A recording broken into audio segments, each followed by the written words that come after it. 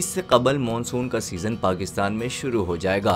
इस्लामाबाद रावलपिंडी वालों तैयार हो जाओ, आंधी गरज चमक और बारिश तुम्हारा दरवाजा खटखटाने वाली है। शहरी गैर जरूरी सफर से गुरेज करें। महकमा मौसमियात ने इस्लामाबाद और रावलपिंडी में चंद घंटे में आंधी और गरज चमक के साथ बारिश की वार्निंग दे दी। उधर मुल्क के मैदानी इलाके शदीद गर्मी की लपेट में हैं, जबकि बालाई खैबर पख्तूनख्वा, शुमाली पंजाब, गिलगित बल्तिस्तान और कश्मीर में बारिश का इम्कान है। दूसरी जानिब मुल्क के मैदानी इलाकों में आज मौसम शदीद गर्म और खुश्क रहा, जबकि बालाई खैबर पख्तूनख्वा, शुमाली पंजाब के चंद इलाकों में बारिश मुतवक्के है। मुल्तान, भावलपुर, डीजी खान, भावल नगर में आंधी और झक्कड़ आ सकते हैं। सिंध और बलूचिस्तान में गर्द आलूद हवाओं की एंट्री मुतवक्के है।